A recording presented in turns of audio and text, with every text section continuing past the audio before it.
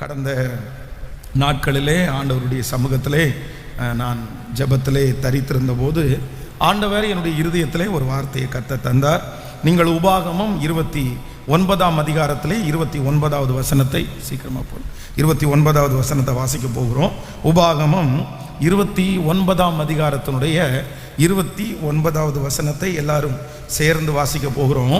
மறைவானவைகள் நம்முடைய தேவனாகிய கர்த்தருக்கு உரியவைகள், வெளிப்படுத்தப்பட்டவைகளோ இந்த நியாயப்பிரமாணத்தின் வார்த்தைகளின் படியெல்லாம் செய்யும்படிக்கு நமக்கும் நம்முடைய பிள்ளைகளுக்கும் என்றென்றைக்கும் உரியவைகள். இன்னொரு விஷயம் கூட வாசிக்கலாம்.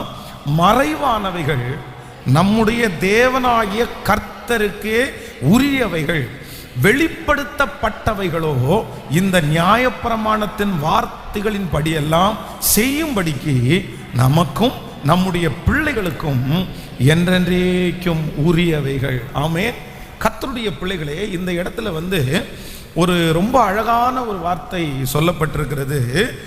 மறைக்கப்பட்டவை, நமக்கு அறிவிக்கப்படாதவைகள் அது நமக்குரியது அல்ல. அது யாருக்குரியது அப்படின்னு சொன்னா தேவனுக்குரியது. நான் இன்னைக்கு கொடுக்க போகிற செய்தியினுடைய தலைப்பு என்ன அப்படின்னா, ஆராய்ந்து பார்க்காதே அப்படின்றத தான் இன்னைக்கு செய்தியினுடைய தலைப்பாய் கொடுக்க போகிறோம். ஆராயாதே, ஆராயாதே அப்படின்னு கூட வச்சுக்கலாம். பொதுவாகவே நம்ம நிறைய பேருடைய இருதயத்தில் என்ன அப்படின்னா, இன்றைக்கு இருக்கிற இந்த கூகுள் அப்படின்ற இந்த காலத்தில் எதுனாலும் ஆராய்கிறது நமக்கு ஒரு பழக்கமாக மாறிடுச்சு. ஒரு மருத்துவமனைக்கு போய் இந்த டிவி ஆஃப் ஆகிட்டே இருக்குது பாருங்க, இந்த நெட்டில் ரெடி பண்ணுங்க என்னன்னு பார்த்து. ஆமென். கைகளை உயர்த்தி ஒரு ஹல்லேலூயா சொல்லலாம், கைகளை அசைத்து ஒரு ஹல்லேலூயா சொல்லலாம். அப்போது பொதுவாகவே ஒரு ஹாஸ்பிட்டலுக்கு நம்ம போனோம் அப்படின்னு சொன்னால், ஏதாவது ஒரு வியாதியாக இருக்குமோ, இல்லைன்னா ஒரு ட்ரீட்மெண்ட்டில் இந்த மாதிரி ஒரு ரிசல்ட் உங்களுக்கு வந்திருக்குது, இது இப்படிப்பட்ட காரியம் இப்படிப்பட்ட காரியம் அப்படின்னு சொன்னாங்கன்னா, உடனே நம்ம நிறைய பேர் என்ன பண்ணுறோம் அப்படின்னு சொன்னால், நிறைய ஓடி போய் நிறைய பேர் கூகுளில் சர்ச் பண்ணுவாங்க. என்னாச்சு, ஏன் இது நடக்குது, இது எப்படி வருது, இது யார் காரணம், இது என்ன நடந்துருச்சு, இது வந்தவங்களுக்கு எப்படி இருக்காங்க, இது வந்தால் என்னென்ன சிம்டம்ஸ் காமிக்கும், இப்படி அப்படியே நாளுக்கு நாள் பார்த்தீங்க அப்படின்னு சொன்னால் அதில் நிறைய பேர் தேட ஆரம்பிக்கிறாங்க, நிறைய பேர் அதை பார்க்க ஆரம்பிக்கிறாங்க. இதனால நிறைய பேர் நன்மைன்னு நினைக்கிறாங்க. ஆனால் நான் சொல்கிறேன், ஒருவேளை 25% நன்மை இருக்கலாம், ஆனால் அதில் 75% அதில் ஆபத்து தான் அடங்கி இருக்கிறது. கடந்த சில மாதங்களுக்கு, சில வருடங்களுக்கு முன்பாக பார்த்தீங்கன்னா, ஒரு வாலிப தங்கச்சிக்கு ஒரு விதமான ஒரு வியாதினாலே அவர்கள் தாக்கப்பட்டார்கள். அது ஒரு மோசமான ஒரு வியாதின்னு வச்சுக்கோங்களேன். அப்போது அந்த வியாதிக்காக டாக்டரை போய் பார்க்கும்போது அவர் ரொம்ப படித்த புள்ள. அதனால என்ன பண்ணுன்னா, அந்த வியாதியை டாக்டர் சொன்ன உடனே அந்த ரிசல்ட் எல்லாம் படிச்சுட்டு அவள் ஒன்றா ஆராய ஆரம்பித்தா.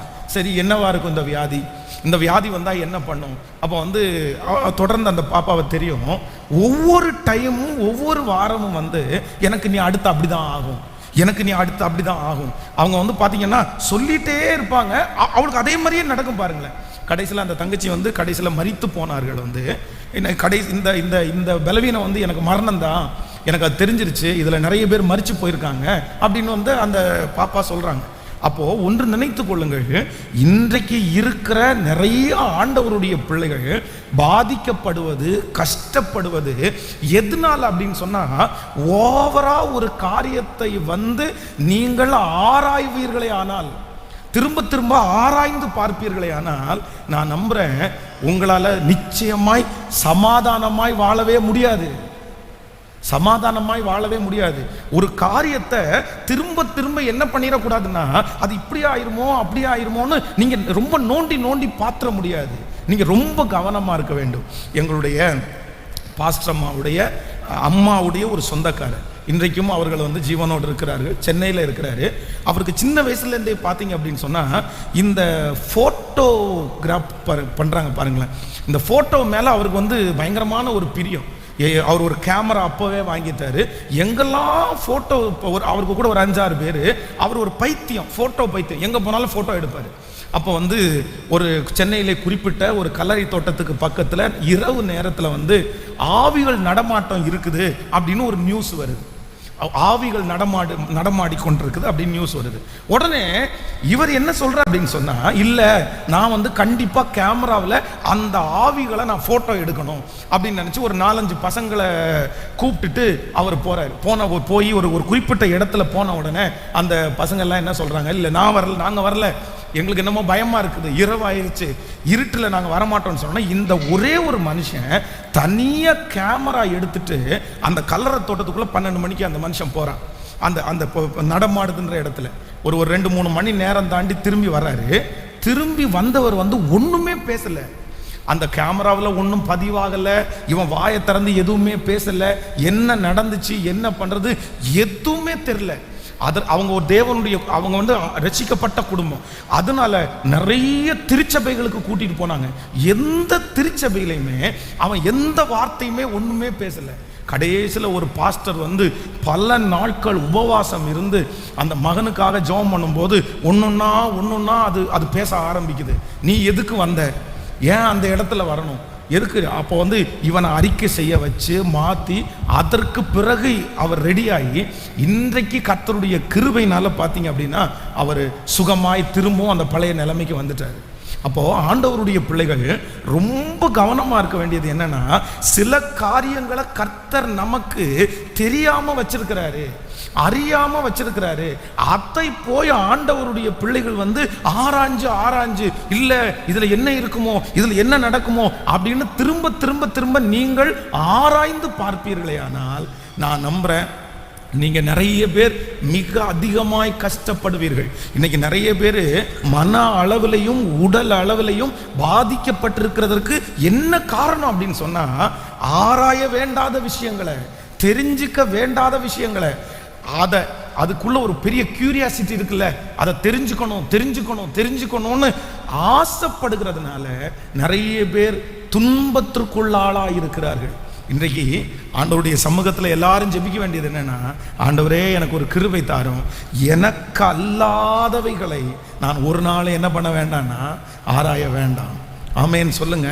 பக்கத்தில் கையை கொடுத்து சொல்லுங்க, உங்களுக்கு தேவையில்லாத விஷயத்துல, உங்களுக்கு அறிமுகம் இல்லாத விஷயத்த, உங்களுக்கு மறைவா இருக்கிற ஒன்றை நீங்க ஒரு நாளும் ஆராய வேண்டிய அவசியம் சொல்லுங்க இல்லை. நமக்கு நிறைய பேருக்கு அதில் பயங்கரமான இன்ட்ரெஸ்ட்.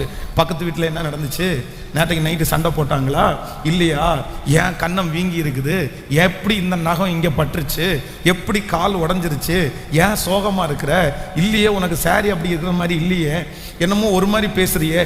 எப்போ பார்த்தாலும் சிலருடைய எண்ணம் எப்படியே தான் இருக்கு அப்படின்னு சொன்னால், இன்னொருத்தர ஆராய்கிறது.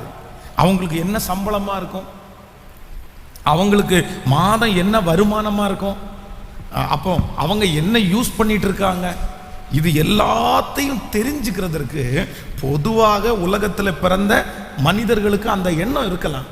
ஆனால் ஒரு ஆண்டவருடைய பிள்ளைகளுக்கு வந்து அப்படிப்பட்ட குணம் கண்டிப்பாக இருக்கக்கூடாது. கைகளை அசைத்து ஒரு ஹல்லேலூயா சொல்லலாம்.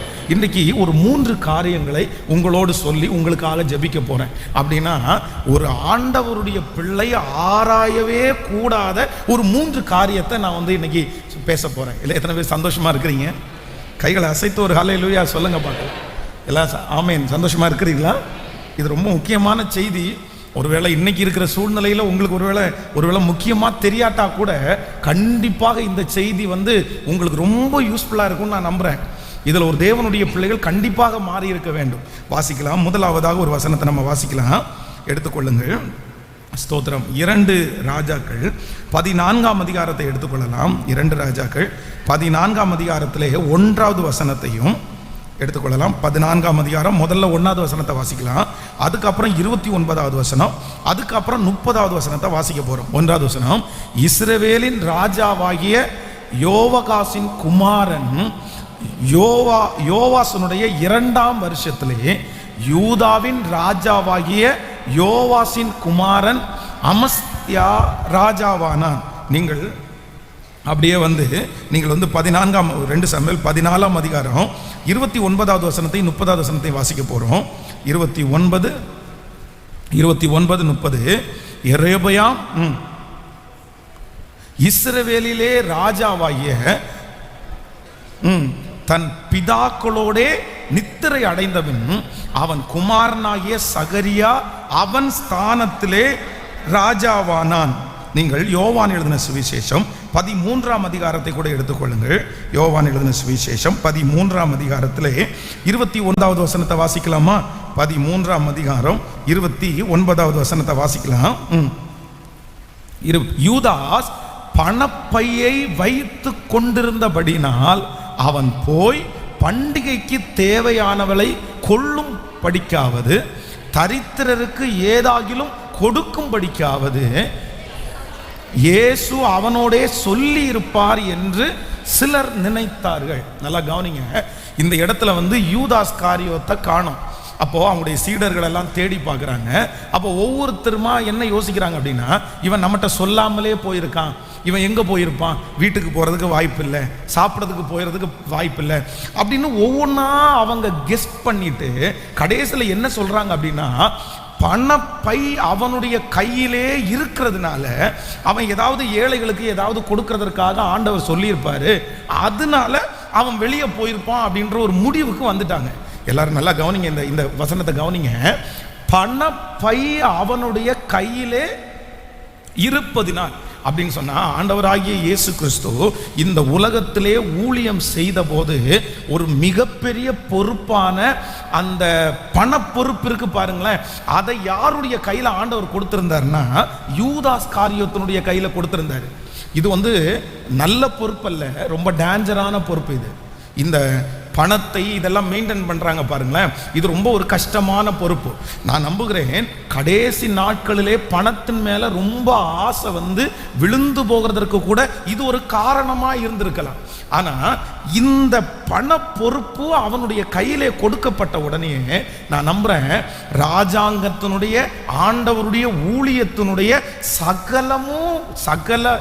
சகல விஷயம், வருகிறது போறது, செலவு பண்றது, காணிக்க கொடுக்கிறது, இது எல்லாமே யாருக்கு தெரிஞ்சிருச்சு அப்படின்னு சொன்னா இந்த யூதாஸ் காரியத்திற்கு தெரிஞ்சிருச்சு.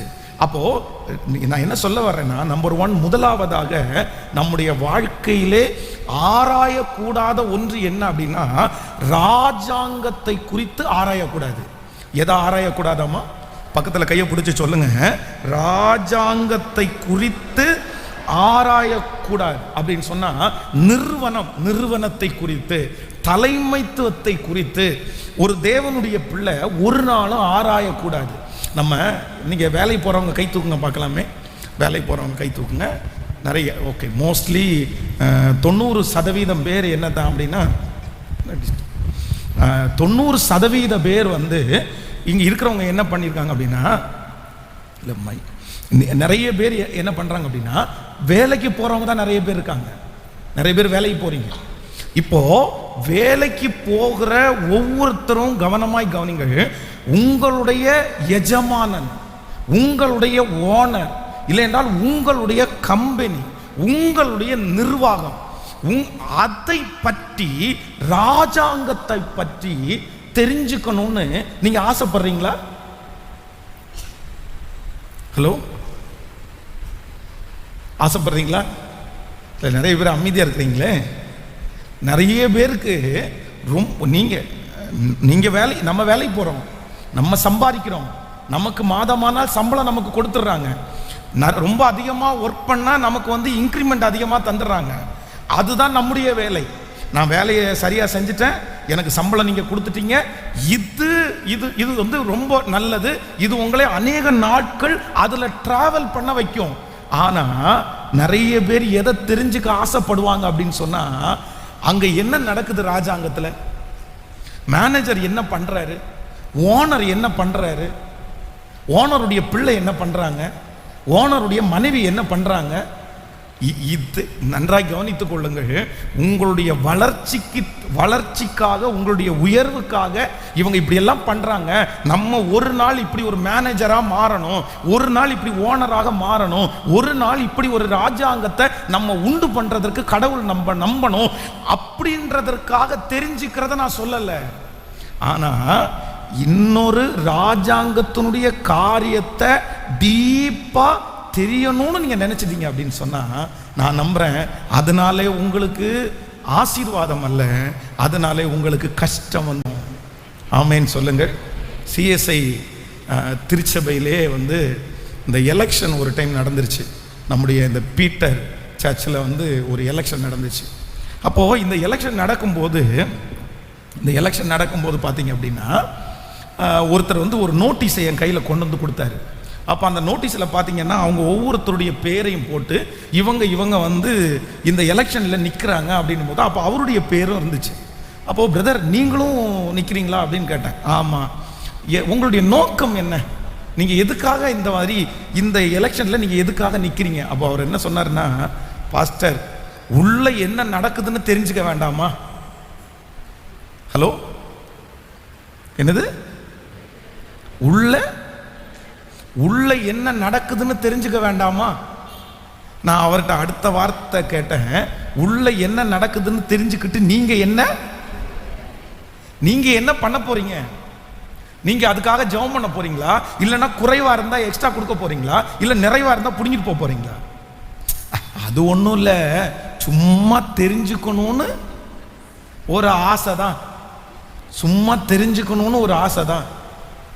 அப்போ ஒருத்தருக்கு அல்ல, நிறைய பேருக்கு என்ன எண்ணம் இருக்கு அப்படின்னு சொன்னா, ராஜாங்கத்தை குறித்து, ஆளுகையை குறித்து, தலைமைத்துவத்தை குறித்து அறியணும்னு நிறைய ஆசை இருக்கும். உண்மையிலே நான் சொல்றேன், நீங்க அப்படி தெரிஞ்சுக்கணும்னு உங்களுடைய தலைமைத்துவத்துக்கு உள்ள போயிட்டீங்க அப்படின்னு சொன்னா, கண்டிப்பா சொல்றேன், உங்களால் அந்த இடத்துல நீடிக்க முடியாது, உங்களால் அந்த இடத்துல இருக்கவும் முடியாது, பெரிய ஆசீர்வாதத்தை நீங்க பார்க்க முடியாது, ஒரு நாளும் பார்க்க முடியாது.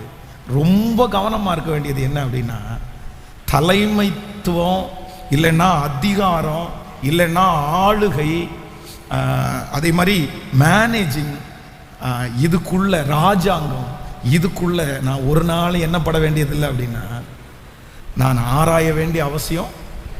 சத்தமா சொல்லுங்க, பக்கத்தில் இருக்கிற கையை பிடிச்சி சொல்லுங்க, நம்ம எதுக்காக போனோம், நம்ம எதுக்காக போறோம், அதை மட்டும்தான் நம்ம பார்க்கணும், அதை மட்டும்தான் நம்ம தெரிஞ்சுக்கணும். இன்னொன்று நம்ம என்ன பண்ணிடக்கூடாது அப்படின்னு சொன்னா, சத்தமா சொல்லுங்க, ஹல்லேலூயா. கைகளை அசைத்து ஒரு ஹல்லேலூயா சொல்லலாம். விசுவாசிக்கிறீங்களா? இந்த தாவீதிற்கு ஒரு நல்ல ஒரு போர்ச்சேவன் இருந்தான், யோவாப். ரொம்ப நல்ல படை தளபதி. தாவீது இல்லாத இடத்த வந்து யார் ஃபில் பண்ணுவா அப்படின்னு சொன்னா, இந்த யோவாப் ஃபில் பண்ணுவார். அவருக்கு ரொம்ப நம்பிக்கைக்குரியவராக இருப்பார். தாவீது அந்த அளவுக்கு ராஜாங்கத்திலே வருவதற்கு அவர் ரொம்ப காரணமா இருந்தார். ஆனா நாட்கள் தாண்டிருச்சு பாருங்களேன். இப்போ அப்சலோம் உள்ள வர்றாரு. அப்சலோம் உள்ள வந்த உடனே நிறைய பிரச்சனைகள் உள்ள வருது. இப்போ யோவாபுக்கு என்ன அப்படின்னு சொன்னா, இதுவரைக்கும் வெளியிலே இருந்து ஒர்க் பண்ணவன், இதுவரையும் ராஜாங்கத்திற்கு வெளியிலே இருந்து காரியங்களை நடப்பித்தவன், இப்போ அடுத்த ஸ்டெப்பு ஃபேமிலிக்குள்ள போக ஆரம்பிச்சிட்டாரு. தாவீது தன்னை கொன்றுவான்னு உயிருக்கு பயந்து அப்சலோம் வெளியூர்ல இருக்காரு. அப்போ இந்த யோவாப் என்ன பண்ணுவாருன்னா, தன்னுடைய மகனையும் தகப்பனையும் சேர்த்து வைக்கணும்னு ஒரு முயற்சி எடுத்து ஒரு பெரிய கேம் ஒன்று விளையாடி அதுல ஒரு ஆளை செட் பண்ணி தன்னுடைய மகனை இங்க அப்பாட்ட கொண்டு வந்து சமரசம் பண்ணி வைப்பாரு. ஆனா அந்த மகன் சில காலங்கள் தாண்டின உடனே யோவாபை கூப்பிடுவான், நீ வா, நான் உன் கூட பேச வேண்டியது இருக்கு அப்படின்னு. ஆனா யோவாப் என்ன சொல்லுவான் அப்படின்னா, ஏண்டா நான் தான் உன்னை அங்கிருந்து கூட்டிட்டு வந்த, நீ இன்னைக்கு என்ன கூப்பிடுறியா, நான் எப்படி உங்ககிட்ட வருவேன் அப்படின்னு சொன்ன உடனே யோவாப்புக்கு வயல் வந்து அப்சலோம் பக்கத்துல இன்னொரு வயல் இருக்குது, அந்த வயலை எரிச்சு போடுங்கடான்னு சொல்லி அப்சலோம் சொல்றான். எரிச்சு போட்ட உடனே யோவாப் வந்து சண்டைக்கு வர்றான், என்ன என் வயலை எரிச்ச? அதனாலதான் கடைசியில அப்சலோம் வந்து தாவீது சொல்லுவான், என்னன்னா யுத்தம் அதிகமா இருந்தாலும் என் மகனை பத்திரமா பாத்துக்கங்கன்னு. ஆனா யோவாப் என்ன பண்ணுவான் அப்படின்னு சொன்னா, அப்சலோமுடைய தலைமுடி கர்வாலி மரத்துல தொங்கி கொண்டிருக்கும் போது யோவாப் அவனை அடிச்சு கொள்றதுக்கு உத்தரவு கொடுத்துருவான், அந்த பழிய இங்க தீத்துருவான். அப்போ யோவாப் ஒரு கெட்ட மனுஷன், யோவாபை நீ வச்சிருக்காத அப்படின்னு தாவீது தன்னுடைய மகனாகிய சாலோமோனிடத்துல சொல்லுவாரு. யோவாபை குறித்து கொஞ்சம் கேர்ஃபுல்லாக இருந்துரு அப்படின்னு. ஏன் அப்படி சொல்லுவார் அப்படின்னு சொன்னால் வேற எதுவும் இல்லை. அவன் வந்து எனக்கு ஒரு காலத்தில் நல்லவனாக தான் இருந்தான், ஆனால் எப்போ என்னுடைய ராஜாங்கத்துக்குள்ள எல்லாத்தையும் தெரியணும்னு நினச்சி உள்ளுக்குள்ளே வந்தானோ அன்று முதல் அவனுடைய கேரக்டரு ரொம்ப வித்தியாசமாக மாறிடுச்சு. அவன் ரொம்ப வித்தியாசமாக செயல்பட ஆரம்பித்தான். அதனால நல்ல தலைவனாய் ஆரம்பித்தான், ஆனால் நல்ல தலைவன் என்ன பண்ணலை, முடியல.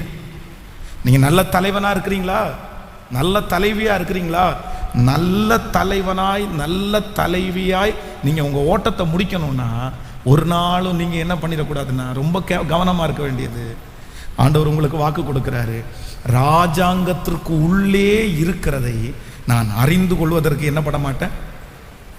கேட்கல, சத்தமாக சொல்லுங்க எல்லாருமே. கவனிக்கிறீங்களா? விசுவாசிச்சிங்களா? எத்தனை பேர் நம்புறீங்க? கைகளை அசைத்து ஆமேன்னு சொல்லுங்க பார்க்கலாம். அது யாருக்குரியது அல்ல, யாருக்குரியது அல்ல. கேட்கல சத்தமா, நமக்குரியது அல்ல.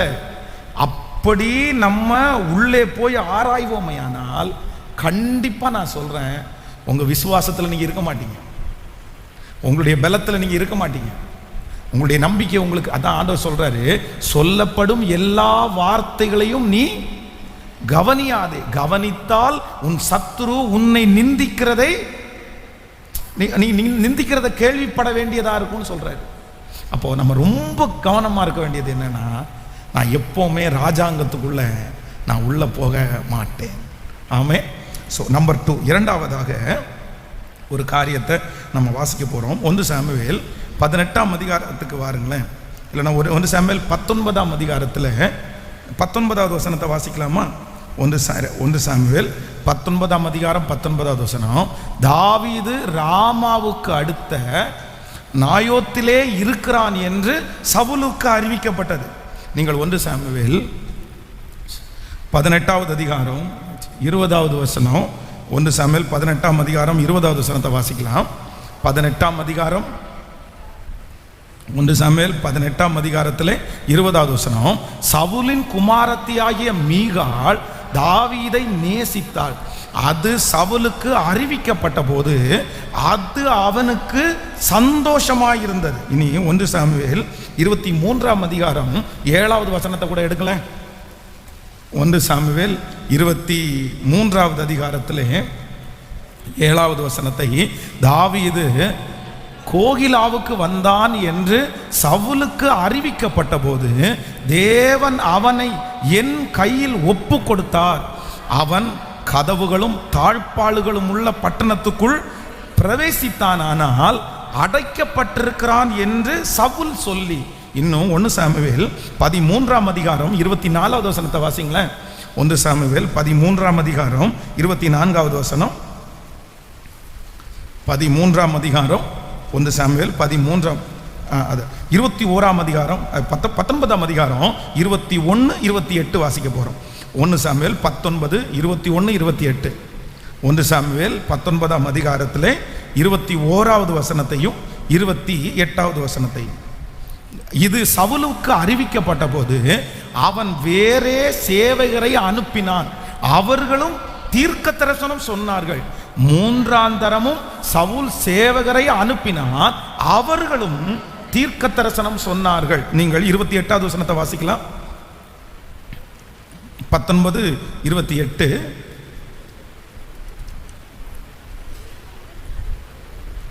வாசிக்கலாமா? 1 சாமுவேல் 19ஆம் அதிகாரம் 28வது வசனம் வாசிங்க. யாராவது ஒருத்தர் சத்தமாய்.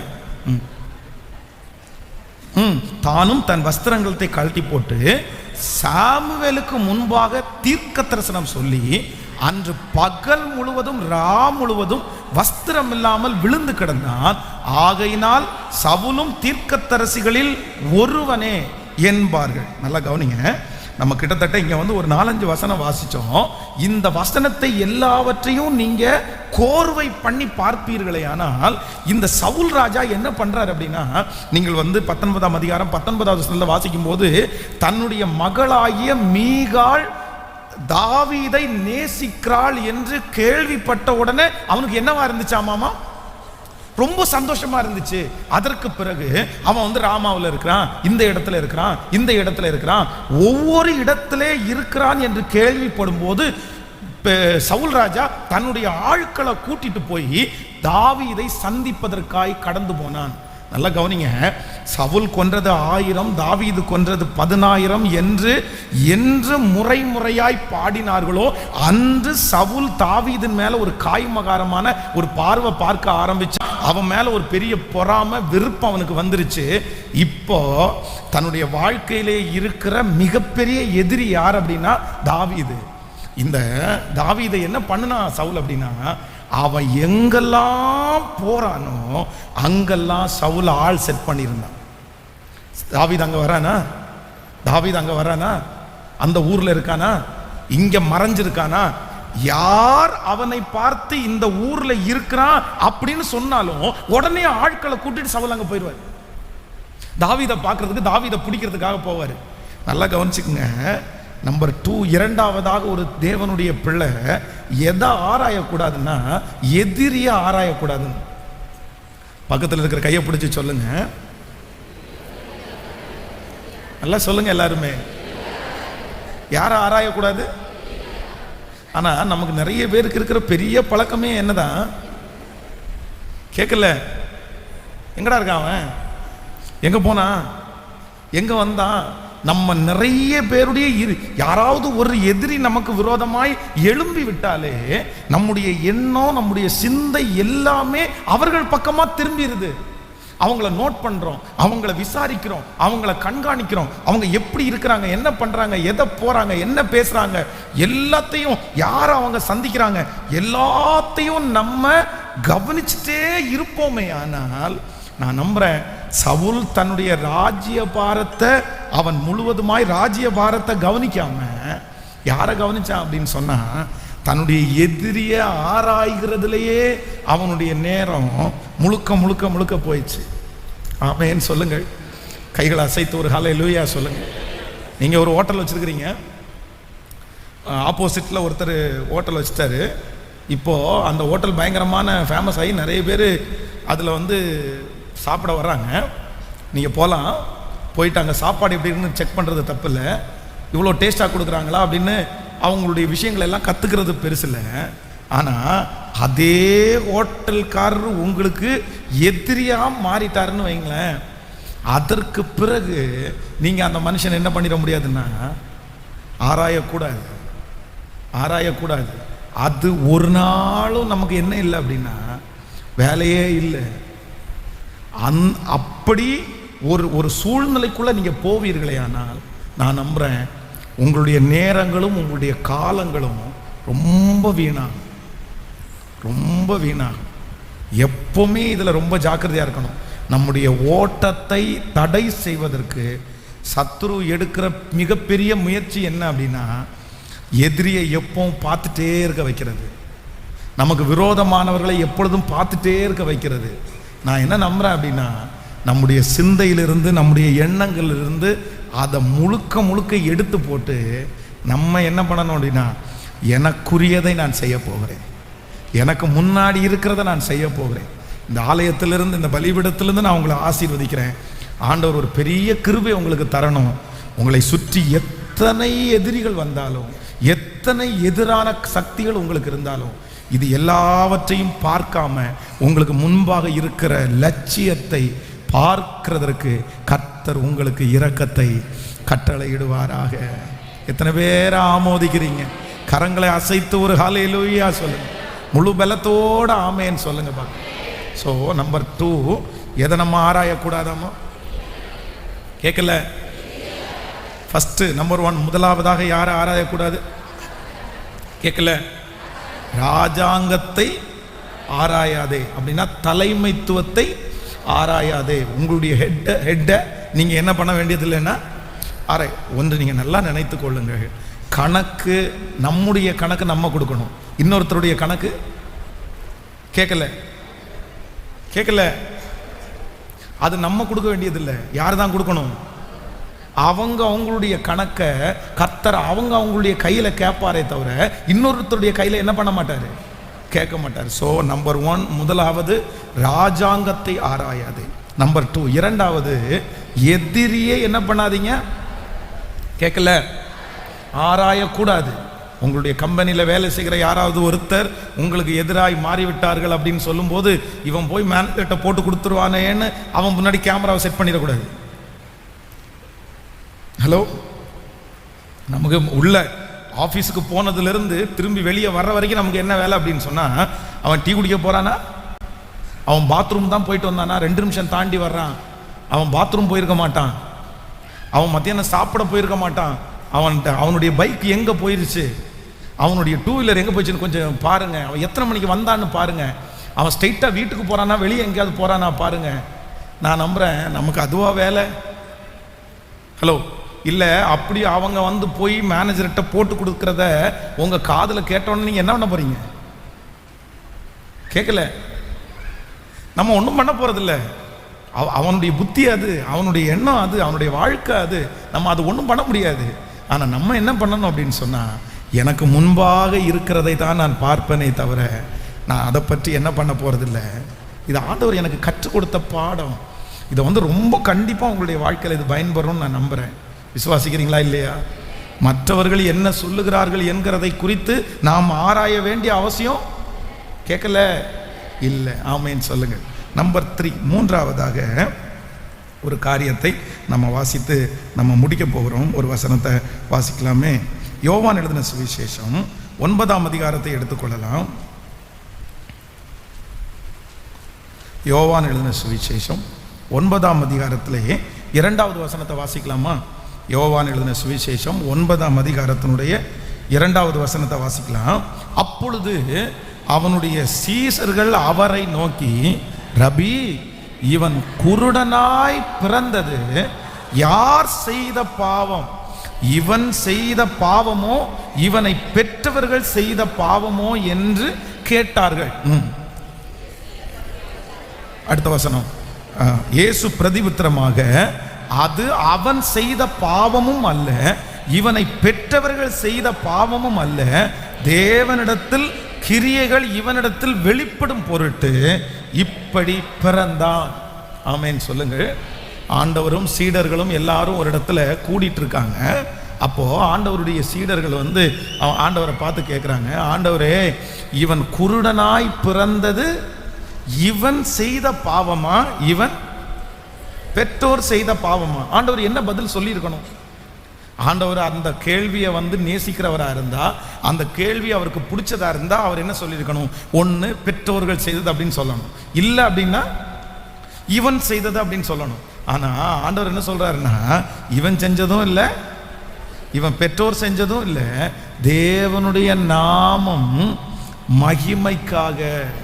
இன்னொரு இடத்துல சீடர்கள் ஆண்டவரை பார்த்து கேட்பான், ஒருத்தன் ஆண்டவருடைய பார்த்து கேட்குறாரு, இவன் கதை என்ன? அப்போ ஆண்டவர் சொன்னார், ஆண்டவர் சொல்றாரு, இவன் கதை என்னன்னா உனக்கு என்ன? நீ என்னை கேட்கல, நீ என்னை பின்பற்றி வா. ஸோ நம்பர் 1 முதலாவதாக ராஜாங்கத்தை குறித்து ஆராயாதே. நம்பர் 2 இரண்டாவதாக எதிரியை குறித்து ஆராயாதே. நம்பர் 3 மூன்றாவதாக மற்றவர்கள் யாரையும் குறித்து ஆராயாதே. ஆமென். பக்கத்தில் கையை பிடிச்சி சொல்லுங்க, யாரை குறிச்சும் நம்ம ஆராய வேண்டிய அவசியம் கேட்கல. பொண்ணு பார்க்கணும்னா ஆராய்ஞ்சிருங்க. ஆமாம், பையனை கல்யாணம் பண்ணி கொடுக்கணும்னா ஆராய்ஞ்சு பாருங்க, ஏன்னா அது நல்லா பார்த்தான் கொடுக்கணும். ஆமே, கேட்கல. கைகளை அசைத்து ஒரு ஹல்லேலூயா சொல்லலாம். நம்ம சர்ச்சுக்குள்ளே நிறைய டைம் இந்த நிறைய காரெல்லாம் வந்திருக்குது. அப்போ நேற்றைக்கு இரவில் வந்து சர்ச்சில் உள்ள சிஸ்டர் வந்து, பாஸ்டர் எங்கள் அண்ணன் வெளியூர்லேருந்து வந்திருக்காங்க, கார் உள்ள நைட்டு நிப்பாட்டிக்கலாமான்னு கேட்டாங்க.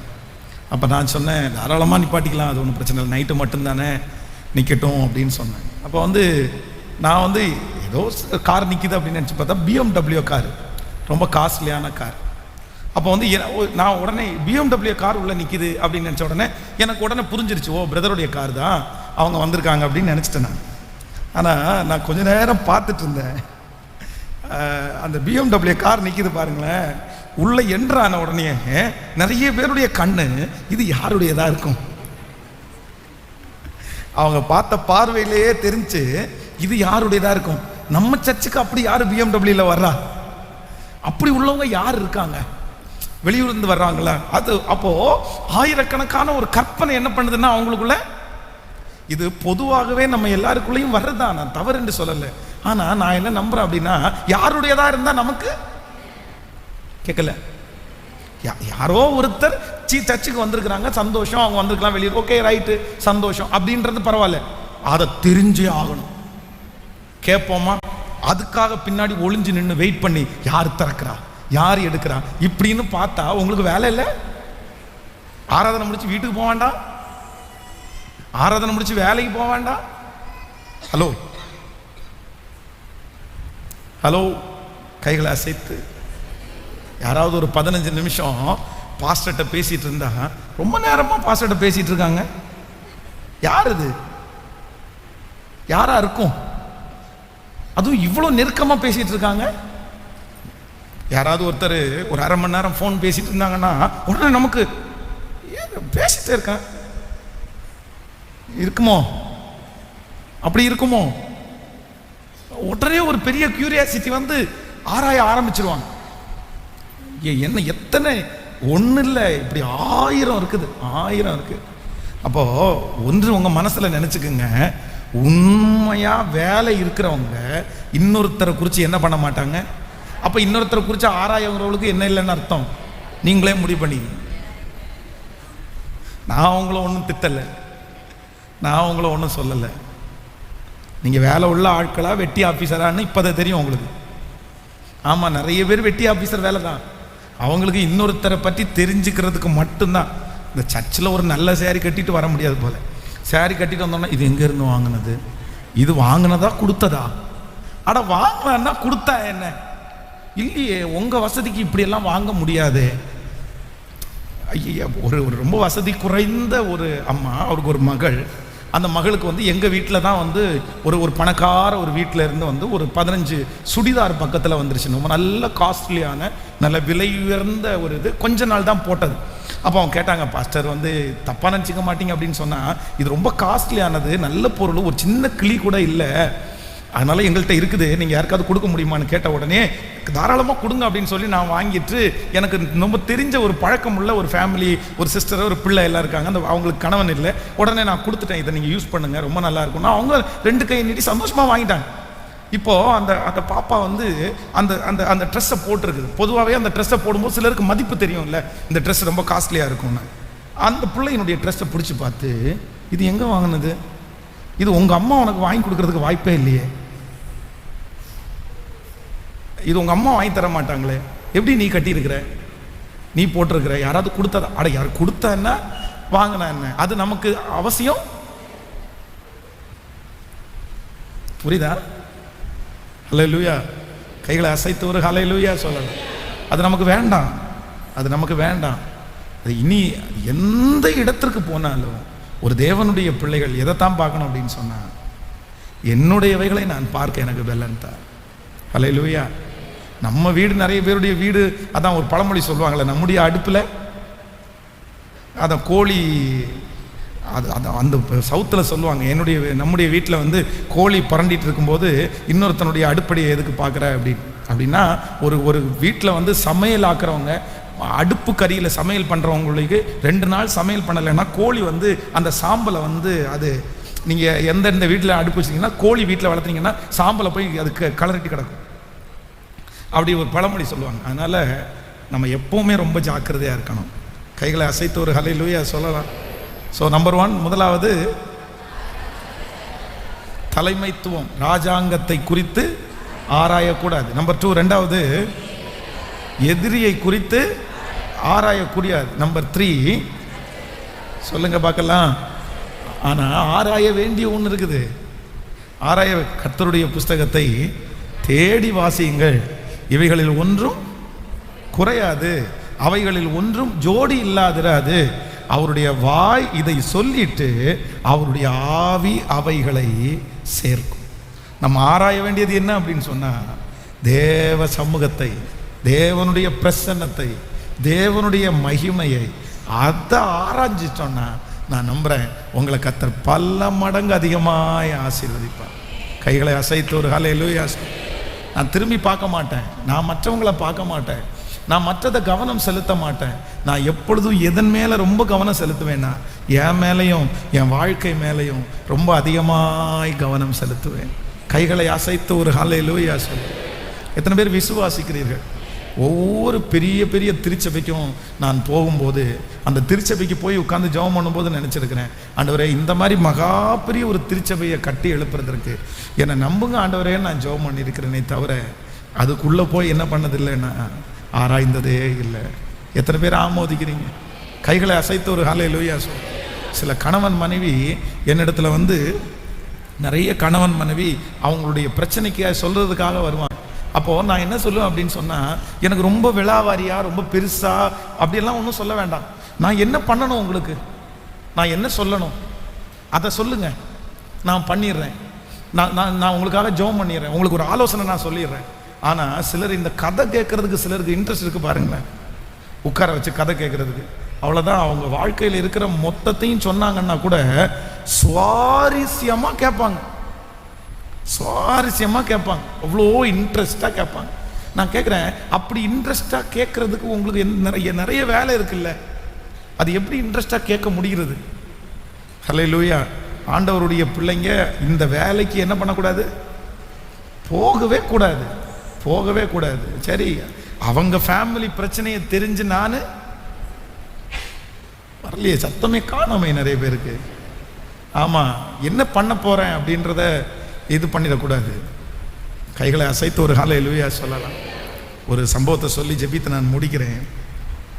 நான் இந்த பேச்சுலராக குடியிருக்கும்போது ஒரே காம்பவுண்டு, இந்த பக்கம் ஒரு போர்ஷன், இந்த பக்கம் ஒரு போர்ஷன், ரெண்டையும் சேர்த்து இதுக்கு முன்னாடி இந்த ஓனர் கூடியிருந்ததுனால இந்த போர்ஷன்லேருந்து அடுத்த போர்ஷனுக்கு ஒரு வழி ஒன்று வச்சுருக்காங்க, ஒரு டோர்.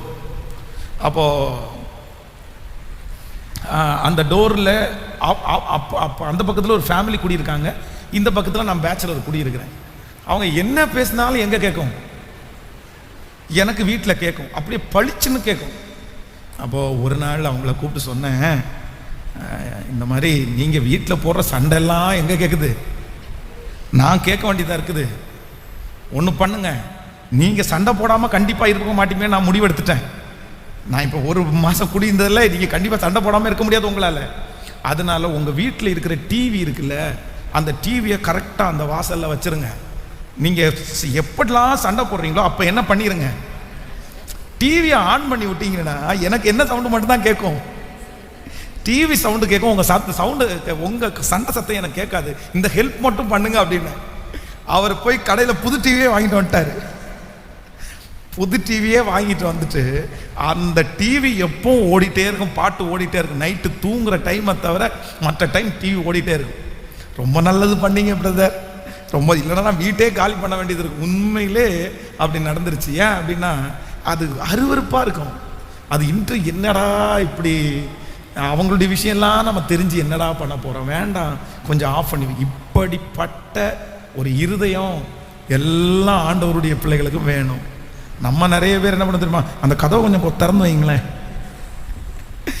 நம்மளே சிலர் என்ன நினைப்பாங்க அப்படின்னா, அதை டிவியெல்லாம் வைக்காதீங்க பிரதர், கேட்கட்டும், நான் கேட்கட்டும், காதுக்கு அந்த கேட்கலன்னா கூட அந்த கதவு பக்கத்தில் ஓரமாக போய் நின்று என்ன பேசுனாங்க அப்படின்னு. இல்லை இல்லை இல்லை, ஆண்டவர் அதை ஒரு காலம் என்ன பண்ணலைன்னா விரும்பவே இல்லை.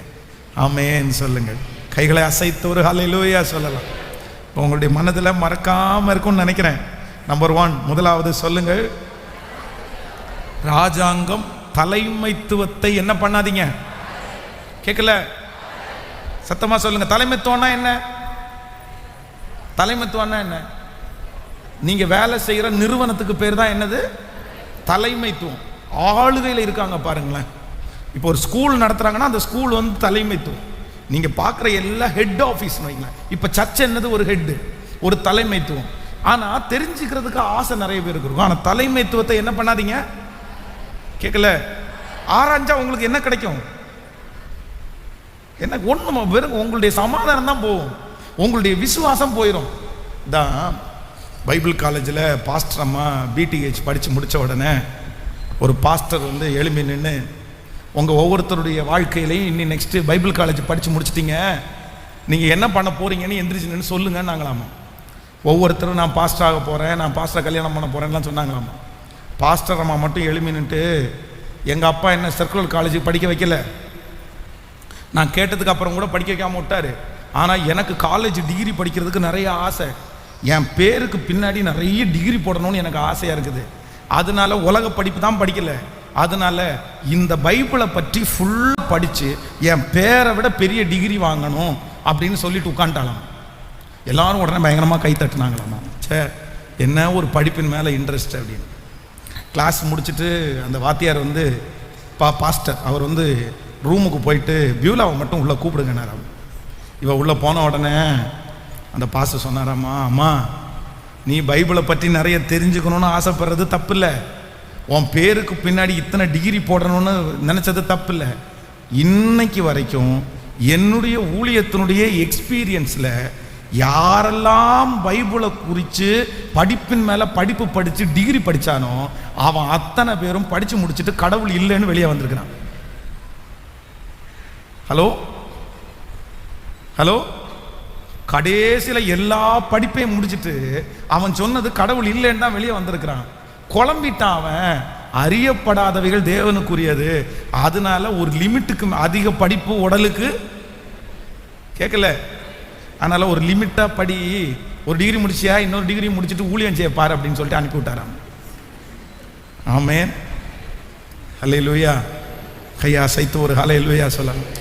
நான் சொல்லிட்டேன், கல்யாண கார்டில் கூட டிகிரி போட மாட்டேன் நானும் அப்போ வந்து சிடிஹெச் பிடிஹெச் முடிச்சிட்டேன் அப்போ. ஆனால் வந்து நான் சொல்லிட்டேன், அவங்க டேடி எழுதி கொடுக்கும்போது அப்படி தான் எழுதி கொடுத்தாரு. கல்யாண கார்டு பத்திரிக்கை அடிக்கும்போது இந்த மாதிரி பக்கத்தில் டிகிரி போட்டு தான் எழுதி கொடுத்தாரு. நான் முதல்ல வெட்டினது டிகிரியை தான் வெட்டினேன் இல்லை அப்படின்னு. அப்போ நான் சொன்னேன், அது நம்முடைய இது பண்ண வேண்டாம். ஆனால் நான் என்ன நம்புகிறேன் அப்படின்னா, எதை பற்றியும் நம்ம ரொம்ப ஓவராக என்ன பண்ணிக்க வேண்டாம். எல்லாத்துக்கும் என்ன இருக்குது, ஒரு அளவு இருக்கா. இந்த பைபிள் நம்ம இருக்குன்னா இந்த பைபிள்ல இருந்து நம்ம நிறைய தெரிஞ்சுக்கணும். ஆனா அப்படியே பைத்தியம் மாதிரி என்ன பண்ணிட முடியாது. நிறைய பேர் தலையை ஆட்ட மாட்டீங்களே. ஆமா, சிலர் பார்த்தீங்க அப்படின்னு சொன்னா இதெல்லாம் நான் உங்களுக்கு தெரிஞ்சுக்கணுன்றதுக்காக சொல்றேன். இந்த சம்பவத்தை எல்லாம் ஏன் சொல்றேன்னா உங்களுக்கு அப்பதான் புரியுன்றதுக்காக சொல்றேன். என் கூட இந்த சம்பவத்தை சொல்றேன், நீங்க கண்டிப்பா கேட்கணும். என் கூட Bible college first year join பண்றான் ஒரு பையன், நாமக்கல்ல இருந்து ஜாயின் பண்றான். ரொம்ப நல்ல பையனா ஐயோ, அவனை மாதிரி ஒரு நல்ல பையனை பார்க்கவே முடியாது. எல்லாத்தையுமே தூக்கி கொடுத்துருவான், எல்லாத்தையுமே யார் கேட்டாலும் தூக்கி கொடுத்துருவான். ஜெபம் அவனால அவன் மாதிரி பண்ண முடியாதுங்க. நம்மளாவது எந்த நேரத்தில் எப்படா பெல் அடிப்பாங்கன்னு இருப்போம். அவன் ஜோம் பண்ணிட்டே இருப்பான், நைட்டு பார்த்தா ஜோம் பண்ணிட்டே இருப்பான், காலையில் ஜோம் பண்ணிட்டு இருப்பான். பயங்கரமான ஜெப வீரனா இருந்தான். கடைசியில் 3 மாதம் எக்ஸாம் முடிச்சுட்டு ஊருக்கு போகலான்னு எல்லாரும் ஊருக்கு கிளம்புறோம். வரும்போது கூட அவனுடைய பொருளை எல்லாம் ஒரு கோணி பையில போட்டு தான் கொண்டு வந்தான். ஏன்டா அவனுக்கு பெட்டி வாங்க முடியாதுன்னு கேட்டா, பெட்டியெல்லாம் எதுக்கு பிரதர் வாங்கணும், சிம்பிளா இதுல வரலாம் இல்லை அப்படி வந்த அப்படின்றான். அவ்வளோ எல்லாத்துலையுமே நான் நினைச்சேன், சே இவன் ஆண்டவருக்கு அடுத்தபடி இருக்கிறான், இவன் பெரிய பரிசுத்தவான் அப்படின்னு நினைச்சேன். ஊருக்கு போனானா போகும்போதே இங்கேருந்து சொல்லிட்டு போயிட்டான், இல்லை எங்கள் ஊரில் ரொம்ப விக்கிரகம்லாம் இருக்குது அப்படின்ட்டு போனவன் ஒரு பெரிய உருட்டுக்கட்டை எடுத்துட்டு இந்த கர்த்தருடைய உடன்படிக்கை பெட்டிக்கு முன்பாக தாகோன் முகம் குப்புற விழுந்துச்சுன்னு சொன்னோம்ல, அந்த மாதிரி ஒரு சம்பவம் நம்ம பைபிளில் இருக்குல்ல. இதை இவன் பயங்கரமாக படித்து அப்போ எனக்கு முன்னாடி எப்படி விக்கிரகம் இருக்கலான்னு சொல்லிட்டு பெரிய உருட்டுக்கட்டை எடுத்துகிட்டு போய் மேலே நைட்டோடு நைட்டாக போய் கோயில் இருக்கிற விக்கிரத்தை அடித்து உடச்சிட்டான். ஒரு 15-20 சிலையை அடித்து உடச்சிட்டான். இது அங்கே இருக்கிறவங்க எல்லாம் கொந்தளிச்சுட்டாங்க, என்னடா இவன் இப்படி பண்ணிட்டானேன்னு சொன்னால் இவன் வந்து பைத்தியம் ஆயிட்டான்னா அவங்க அம்மா அப்பா ரிசல்ட் கொடுத்துட்டாங்க. கடைசியில் பார்த்தீங்கன்னா அவன் மலையில் திருப்பி இறங்கவே இல்லை, அவன் அங்கேருந்து வரும்போதே பைத்தியமாக தான் வந்தான். அதற்கு பிறகு பைபிள் காலேஜ் படித்து முடிக்கல. சமீபத்தில் பைபிள் காலேஜ் படித்து முடிக்கும் போது எங்களுக்கு ஒரு பெரிய துக்க செய்தி காத்துட்டு இருந்துச்சு. அவன் இறந்து போனான் அப்படின்ற துக்க செய்தி காத்துட்டு இருந்துச்சு. அவனுக்கு 22 வயசு தான். அப்போது ரொம்ப கவனமாக இருக்கணும். நம்ம எல்லாத்தையும் போட்டு என்ன பண்ணிடக்கூடாது. கேட்கல, சும்மா கட்டுறான் கூடாது. என்ன கட்டுறது, வீடை சுற்றி எப்போ பார்த்தாலும் திருநூறு தெளிச்சுட்டே இருக்கிறது. சரி, ஒரு டைமோ ஜோம் பண்ணி ஒரு ரத்தத்தை தெளிக்கிறது தப்பு இல்லை, அதுக்காக அதுவே என்னவா மாறி இருக்கக்கூடாது. பாஸ்டர் இப்படி நீங்கள் ஏற்கனவே நீங்கள் வந்து நான் இன்னும் ஆவிக்குரிய வாழ்க்கையில் உள்ளே போகல பாஸ்டர், இன்னும் என்ன போக விடாமல் பண்ணிடாதீங்கன்னு சொல்ல. நீங்கள் உங்களுக்காக சொல்லலை, நிறைய பின்மாற்றத்தினுடைய ஆட்கள் எல்லாம் இருக்கீங்க. ஏன்னா நிறைய பேர் வந்து ஆண்டவரை ரொம்ப நேசிக்கணும். ஆனால் ரொம்ப என்ன பண்ணிடக்கூடாதுன்னா, ஆண்டவரை விட பரிசுத்தவானா, ஆண்டவரை விட எனக்கு எல்லாம் தெரியணும்னு ஆண்டவருடைய பிள்ளைங்க என்ன பண்ணிடக்கூடாதுன்னா செய்யவே கூடாது. லிமிட் இருக்கணும். ஜெபம் பண்ணா உங்களுக்கு பசிக்கணுமா? ஜெபம் பண்ணும்போது உங்களுக்கு பசிக்கணுமா? பசிக்கக்கூடாதா? கண்டிப்பா பசிக்கணும். உங்களுக்கு தூக்கம் வரணுமா? கேட்கல. தூக்கம் வரணுமா வரக்கூடாதா? உங்களுக்கு தூக்கம் வரணும், உங்களுக்கு பசிக்கணும், உங்களுக்கு ஆசை வரணும், நீங்கள் நல்லா ட்ரெஸ் பண்ணிக்கணும்னு நினைக்கணும், உங்கள் ஃபேமிலியோடு இருக்கணும்னு நினைக்கணும். இது எல்லாம் உங்களுக்கு தேவையா தேவையில்லையா? இது நார்மலாக ஒரு மனுஷனுக்கு இருக்கிறது. இது கண்டிப்பாக. ஆண்டவர் தூங்குனாரா? ஆண்டவர் களைப்பா இருந்தாரா? ஆண்டவர் சாப்பிட்டாரா? ஆண்டவர் சந்தோஷப்பட்டாரா? ஆண்டவர் துக்க வீட்டுக்கு போனாரா? ஆண்டவர் அழுதாரா? ஆண்டவர் சிரிச்சாரா? கேட்கலையே. தோசை சுட்டு சாப்பிடும்போது சாப்பிட்டாரா? கேட்கல. லாசருடைய வீட்டுக்கு அவ்வளோ இஷ்டமா ஆண்டவர் போறதுக்கு காரணம் என்ன? அவங்களுடைய உபசரிப்பு. ஸோ எல்லாமே அவருக்கு இருந்துச்சு. ஆனால் ஜெபம் பண்ணாரு, பிரசங்கம் பண்ணாரு, பரிசுத்தமா வாழ்ந்தாரு, அதுவும் இருந்துச்சு. எப்படி இருந்துச்சுன்னா அப்படியே பேலன்ஸா அவருடைய வாழ்க்கை வாழ்ந்தார். ஆனா நான் கடவுள் எனக்கு பசிக்காதுன்னு சொன்னாரா? இல்லை எனக்கு தூக்கமே வராதுன்னு சொன்னாரா? இல்லை. அப்படி யாராவது ஒருத்தர் சொன்னா கொஞ்சம் கவனிக்கணும் அவங்கள. இல்லை நீங்கள் ரொம்ப கவனமா இருங்க, கண்டிப்பா உங்களுக்கு பசிக்கணும். கண்டிப்பா ஏதோ ஒரு நாள் வராமல் இருக்கலாம், வருஷத்துக்கு ஒரு டைமோ 6 மாசத்துக்கு ஒரு டைம் வந்து நீங்க ஜெபம் பண்ண உங்களுக்கு தூக்கம் வரல, இல்லைன்னா எனக்கு பசிக்கவே இல்லைன்ற அனுபவம் இருக்கலாம். உங்க வாழ்க்கையில எப்பவாவது ஒரு டைம் அனுபவம் இருக்கலாமே தவிர வாழ்க்கையே அதான் மாறிடுச்சுன்னா டேஞ்சர். ஆமேன் சொல்லுங்க பார்க்கலாம். எழுப்பி நிற்கலாமா எல்லாருமே? Thank you Jesus. ஹல்லேலூயா. சொல்லுங்கள் எல்லாரும். ஆராயாதே. பக்கத்தில் கையை பிடிச்சி சொல்லுங்க, ஆராயாதே. சொல்லுங்க எல்லாருமே. கைகளை அசைத்து ஒரு ஹல்லேலூயா சொல்லலாம். இங்கிருந்து போகும்போதே என்ன பண்றத நிப்பாட்டிட்டு போனோம். கேட்கல. சும்மா போட்டு மண்டையை குழப்பிட்டே இருக்க வேண்டாம். நடந்ததெல்லாம் நன்மைக்கே நன்மைக்கே, நன்றி சொல்லி மகிழ்வேன் இன்றைக்கே. நடப்பதெல்லாம் நன்மைக்கே நன்மைக்கே, நன்றி சொல்லி மகிழ்வேன் இன்றைக்கே. நன்றி நன்றி எல்லா நன்மைக்கே நன்றி. அவன் எனக்கு செய்வனை செஞ்சிருப்பானோ, இவன் எனக்கு செஞ்சிருப்பானோ. அவன் கேரளா தான் போறான், அவன் திரும்பி வர்றதுக்கு இவ்வளோ டைம் ஆகுது அப்படின்னு நம்ம என்ன பண்ணிட்டு கூடாது. கேட்கல. ஆராய்ஞ்சிட்டே இருக்க வேண்டாம். ஆமென் சொல்லுங்கள். இஸ்ரவேலுக்கு விரோதமான மந்திரவாதமும் இல்லை, யாக்கோபுக்கு விரோதமான உனக்கு விரோதமாய் உருவாக்கப்படும் எந்த ஆயுதமும் கேட்கல சத்தமாய் வாய்க்க. நல்ல அவர் எனக்கு குறித்திருக்கிறதை நிறைவேற்றுவார். என் கூட கர்த்தர் இருக்கிறார். என்ன அவர் ஒரு நாள் என்ன பண்ண மாட்டாருன்னா கைவிடவே மாட்டார். கைகளை அசைத்து ஒரு ஹல்லேலூயா. ஸோ நம்பர் 1 முதலாவது ராஜாங்கத்தை நான் கண்டிப்பாக என்ன பண்ண மாட்டேன். நம்பர் 2 ரெண்டாவது எதிரியை ஒரு நாள் நான் என்ன பண்ண மாட்டேன், ஆராய மாட்டேன். நம்பர் 3 மூணாவது மற்றவங்களை நான் ஒரு நாள் என்ன பண்ண மாட்டேன், ஆராயவே மாட்டேன். நான் கர்த்தரை குறித்து எனக்குரிய விஷயத்தை குறித்து அப்படியே நல்லவைகளை குறித்து நான் ஆராய்ஞ்சிட்டே போய் என்னை உயர்த்திட்டே போகும்போது எனக்கு ஒரு தோல்வியும் எனக்கு இல்லவே இல்லை. ஆமென் சொல்லு. உங்க எல்லாரையும் கர்த்தர் ஆசீர்வதிக்கணும். இந்த வார்த்தையை உங்களுடைய இருதயத்தில் கர்த்தர் அப்படியே எழுதணும் அப்படின்னு நான் நம்புறேன். அந்த பலனை கர்த்தர் தருவார். உங்க பிள்ளைகளை கவனிங்க, உங்க குடும்பத்தை கவனிங்க, ஆராய்ஞ்சு பாருங்க, தெரியுங்க. கர்த்தர் உங்களுக்கு கண்டிப்பா காமிச்சு கொடுப்பாரு. அது அல்லல் தட்ட வேண்டாம். ஆனா அதே நேரத்தில் இன்னொருத்தரை குறித்து ரொம்ப நம்ம போக வேண்டிய அவசியம் இல்லை. ஹல்லேலூயா. பாடலாமா? ஒரே ஒரு பாட்டை மட்டும் சேர்ந்து எல்லாரும் பாடி. என்னை நீர் ஆராய்ந்து அறிந்திருக்கிறீர், சுற்றி சுற்றி என்னை சூழ்ந்திருக்கிறீர். நீர் எவ்வளவு நல்லவர் ஆண்டவரே. ஆராய்ந்து அறிந்திருக்கின்றீர், சுற்றி சுற்றி சூழ்ந்திருக்கின்றீர். ஆராய்ந்து அறிந்திருக்கின்றீர், சுற்றி சூழ்ந்திருக்கின்றீ. நான் அமர்வதும் நான் எழுவதும் எல்லாம் நீ அறிந்திருக்கின்றீ.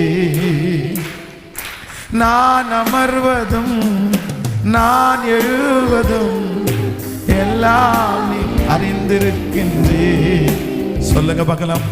எண்ணங்கள் ஏக்கங்கள் எல்லாமே அறிந்திருக்கின்றீ. எண்ணங்கள் ஏக்கங்கள் எல்லாமே அறிந்திருக்கின்றே. நடந்தாலும் படுத்தாலும் அப்பா நீர் அறிந்திருக்கின்றே.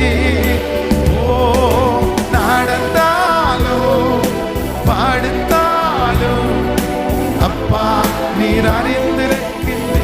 கைகளை மேல தட்டி நன்றி ராஜா இயேசு ராஜா, நன்றி ராஜா இயேசு ராஜா, நன்றி ராஜா இயேசு ராஜா, நன்றி ராஜா இயேசு ராஜா. ஹல்லேலூயா. இன்னைக்கு தான் இந்த ஆலயத்துக்கு ஃபர்ஸ்ட் டைமாக நான் வந்திருக்கிறேன்றவங்க, இல்லை ஆன்லைன்லையும் இதான் ஃபர்ஸ்ட் டைமாக இந்த செய்தியை கேட்கிறவர்கள், ஞாயிற்றுக்கிழமை ஆராதனை உங்கள் கைகளை உயர்த்துங்கள். உங்களுக்காக நாங்கள் ஜெபிக்க போகிறோம். Praise Lord. ஆண்டவருடைய நாமத்தினால இன்றைக்கி புதிதாக ஃபஸ்ட் டைமாக இந்த ஞாயிற்றுக்கிழமை ஆராதனைக்கு வந்திருக்கிற உங்களை நாங்கள் வாழ்த்தி நாங்கள் வரவேற்கிறோம். எங்கள் கம்ஃபர்ட் திருச்சபையின் சார்பாக உங்களை நாங்கள் வரவேற்கிறோம். ஆண்டவர் உங்களை ஆசீர்வதிப்பார், ஆண்டவர் உங்களை உயர்த்துவார்.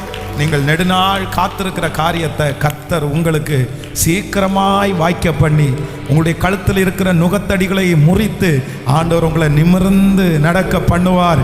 இங்கிருந்து காலடி எடுத்து வச்சுட்டு போகும்போது உங்களுக்கு ஒரு பெரிய நன்மை உண்டாகட்டும் என்று நாங்கள் ஆசீர்வதிக்கிறோம். உங்கள் பிள்ளைகள் இன்னைக்கு புதிதாய் வந்திருக்கிற பிள்ளைகளை ஆசீர்வதியும் ஆண்டவரே. உங்கள் பிள்ளைகளை மனதார ஆசீர்வதிக்கிறேன்.